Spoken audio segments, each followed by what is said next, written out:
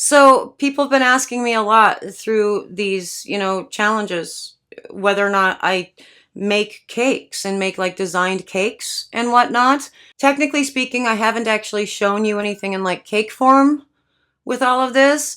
But to answer that, I have tried to make the fancy cakes and I fail miserably. Like I did a unicorn cake for Scout's birthday one year and it was a disaster.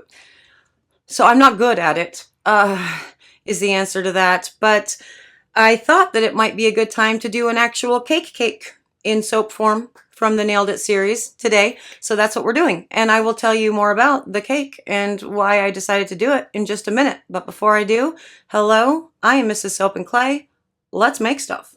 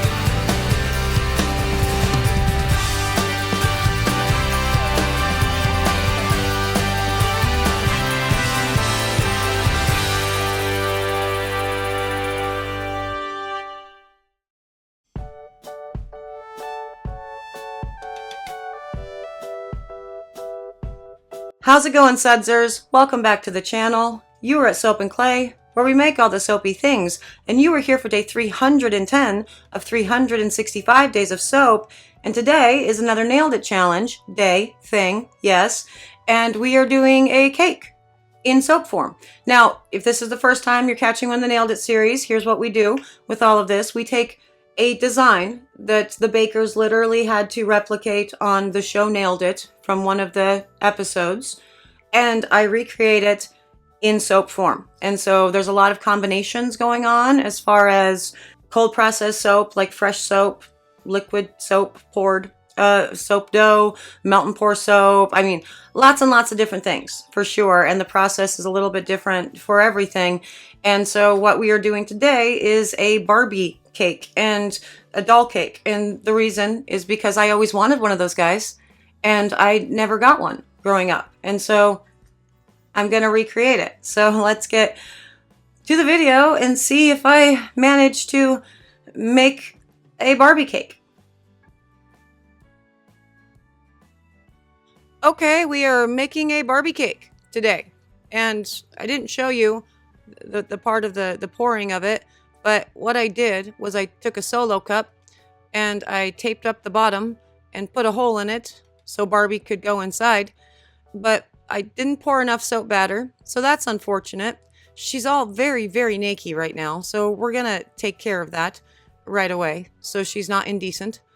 But I just poured it into the bottom of a solo cup and then put her inside.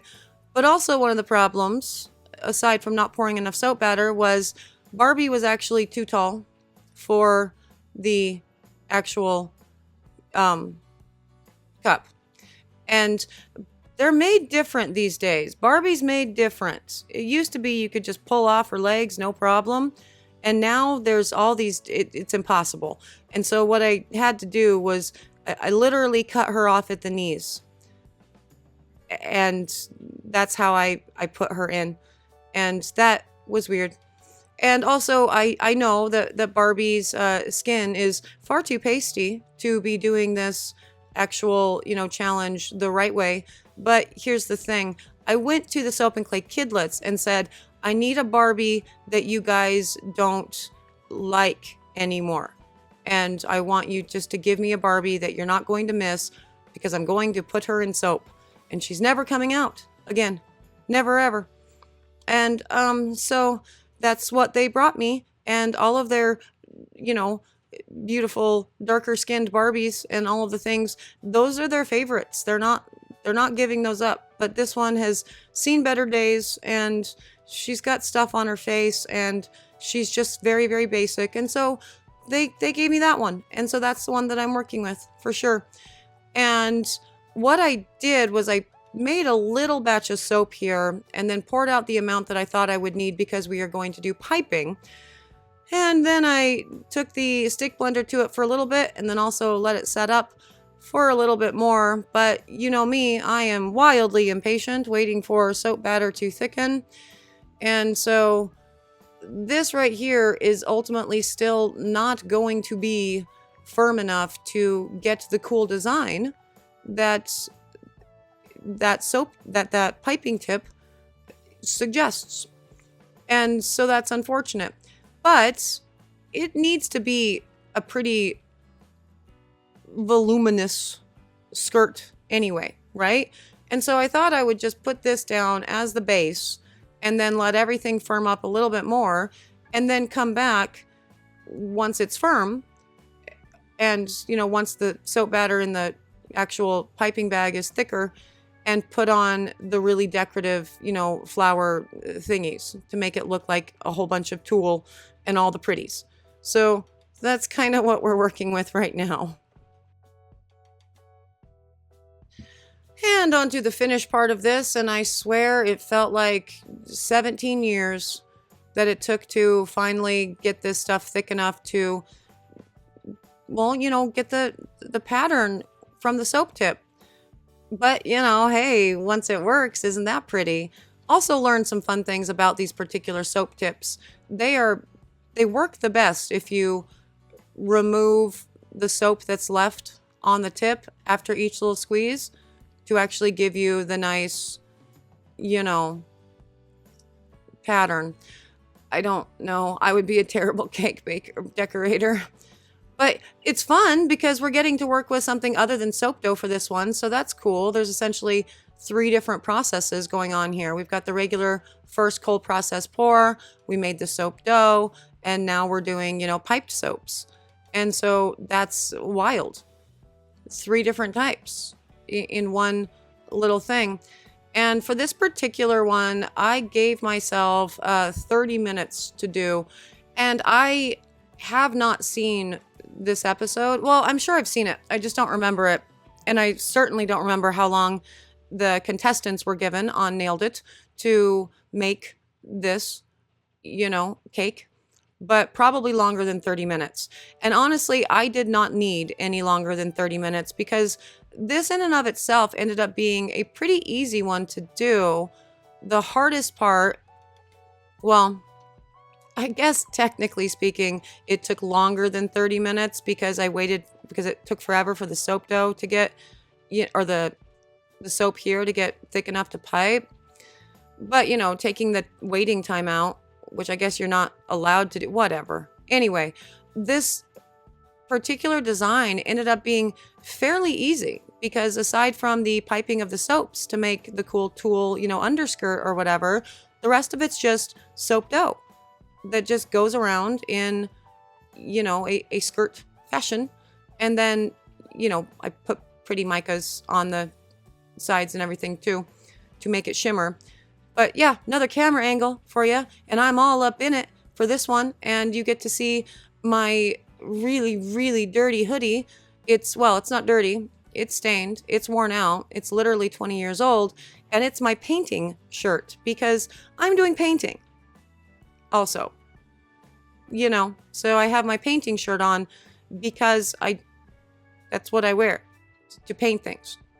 You should see my hair in this. It's completely covered in white speckles because I was painting the ceiling and you can't avoid it. I mean, I guess you could put on a bandana, but I don't do that. But yeah, this particular process, super quick, super easy. There was really not a lot to any of this. It was just cut something around the size to fit, you know, around the Barbie, and then just kind of fold everything in and clean up any of the edges and smooth it all out. This one ended up being a lot easier. I wonder how hard it would be to actually make a proper Barbie cake. Also, I wonder how they made it. you think they took like multiple round cakes and then cut, filled with buttercream, stacked the multiple round ones, and then like sculpted the cake, like the cake part, and then wrapped it all in fondant? That's probably what they did, right? And then put a hole in the middle for the Barbie to go into? I bet that's what they did. Stacking cakes is hard. I can never get a straight stack, but I guess you wouldn't super need a straight stack for something like this. But you would need to make sure that your cakes were probably cool enough to put the buttercream on between layers so they don't start sliding. And I don't know. I have no idea. Hey, bakers in the comments, let me know. Have you made a Barbie cake before? Feels like it would be kind of complicated, but all things baking are complicated for me, so whatever. And also, apparently, all things soap dough are complicated for me, but this one, again, wasn't too bad. And now I just got to put a ruffle on to finish her out there because half of her torso is still sort of exposed on one side. And also there's a ruffle in the brief. And so that's what I'm doing. And I want it to be all sparkly too. So I will take some beautiful purple mica. I think, what did I use? I think grape knee-high is what I finally decided to go with for all of this, to paint the right color and the, sparkle shimmer onto all of her. And I mixed that with a little bit of rubbing alcohol and some glycerin, and then just, used a paintbrush and did the thing like an artist paintbrush, not like a paintbrush that I would be using inside the house to make or to do the painting in there. There's a lot of painting going on today. Maybe my super ratty, hoodie is completely fine for this. Yeah, let's go with that. But yeah, no, this one actually wasn't terrible. I was not super stressed out about any of this. It was a lot of fun, and I got to kind of play with these little clay tools, sculpting tool things, which I've kind of figured out are there to essentially do what I'm doing now, smooth things out and press them together so you have a good, adhesion for everything. I don't know. I mean, that worked for me. As far as what the rest of the things, because I have a lot of these tools and I have no idea what any of them do. But, that worked for me for this one. And all things considered, that anything worked at all with any of this is just still shocking to me. I honestly thought that I would be really super failing at all of these, and I'm genuinely surprised that that has not been the case so far. Like, I get that the pirate looked really wonky, like his face was weird, but I don't do faces. But then the emoji one was okay, except it's, my emoji had a really big mouth. But the rest of them, they haven't been bad, and I haven't been stressed out, and I haven't failed at any of them. So I'm wildly surprised. Starting to think that if I sent this footage through to Nailed It, assuming, it's still a show or whatever, that they wouldn't accept me because I'm decent-ish. And the reason I think that is because we actually do have the footage for this particular one. Well, not the footage, but a picture that I screen capped because I've told you before, it's really hard to find the actual pictures of all of these challenges and these episodes. So you're either pausing your TV or you are finding a blurry, weird picture where somebody else paused their TV and did the same thing. But anyway, we do have the finished product for this particular Barbie cake that I'm going to put in just a minute and show you what they did with it. And, I think I would be too good for Nailed It, really.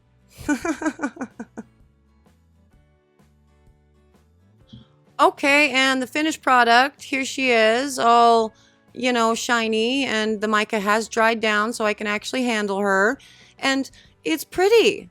Look at that. It's not bad. I really do need to figure out how to make things smooth out the dough so there's not weird cracking and stuff. But all things considered, hey, that is a dress on a doll, and there's a lot of little detail going on in the underskirt, and she's not bad. And this was what it looked like on Nailed It. So I think I did a decent dish job. You know, I can't put her down for the end of this. That's day 310. I think this is so cute. I mean, I'm super shocked at how well that turned out, right? Like, that was very amazing. And I know that this Barbie is, she's had a bad day, but this doll is never coming out of this soap. And I had to, you know, cut her off at the knees anyway to get her to be the right size. So I had to use one of the dolls that the Soap and Clay Kidlets were 100% fine with, you know, doing away with. So that's what I did. And I think it's cute. I did the thing. And so that's not bad. You know, I think I did actually nail this one. Right? I think so. I was so excited about it that I wore a shirt to match. But yes, there it is. There's my Barbie cake, and it's super cute. And that was a lot of fun to make, for sure. It's actually making me want to do maybe some bigger ones, some bigger cakes and stuff. So we'll see. And for all of you giving me suggestions down below in the comments for what other Nailed It, you know, things I should do, or, you know, sending me pictures in the Discord, thank you. That's amazing. I appreciate that so much. You guys are awesome, and that is a fact. And yeah, I'm gonna keep rolling with this. The kiddos are liking this. They want to keep doing stuff too. And so it's been fun, for sure. Thank you guys so much for being here and experiencing the fun with me. If you are interested in, you know, seeing what else I do, subscribe. That would be cool. If you're interested in accessing the Discord, you can join in the memberships and you have access to the Discord. And you can come on in, and there's lots of recipes and soap tips and business building, all kinds of fun channels in there that you can find information from, and, you know, talk to people and just be awesome sudsers. So there's that. For people who have done any or all of those things, hey, thank you, sudsers. You guys are amazing. I love you so much, and I'm glad you guys are having fun with this too, because I super am. I'm out of here for today. I do have to go, you know, get all kinds of other things done, but I will see you all again tomorrow for another round of soapy fun. Bye.